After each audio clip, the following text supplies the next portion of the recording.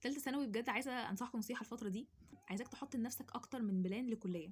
معلش اسمع كلامي وحط نفسك أكتر من بلان. شوف أنت حابب مجالات إيه، مش مجالي، مجالات إيه. حتى لو مجال طبي فأنت ما تحطش لنفسك هي طب لا إما مفيش، هي طب لا إما مش هعيش. حط طب، حط صيدلة، حط علوم، حط تمريض، أيا كان.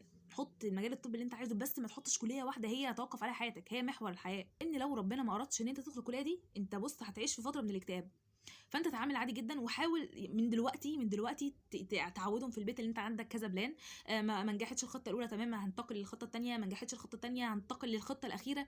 حط لنفسك من بلان ايه لبلان زد، يعني ما تحطش نفسك هي حاجه واحده اللي هو انا هتعب عشان اوصل لها. انت كده هتتعب، تمام، انت كده اعمل اللي عليك. فكره ان انت هتوصل وما توصلش دي حاجه مش بتاعتك. فبالله عليك من دلوقتي اهو انا بقول لك حط لنفسك اكتر من هدف، وعودهم في البيت اللي هو انت عادي، انت ما وصلتش لدي هتوصل لدي عادي، يعني عشان بس النتيجه لما تيجي ما مش عايزاك تصدم. عشان في ناس كتير بجد بيبقوا حاطين نفسها اللي هي كليه واحده، هي كليه واحده من هو طفل عايز يخشها.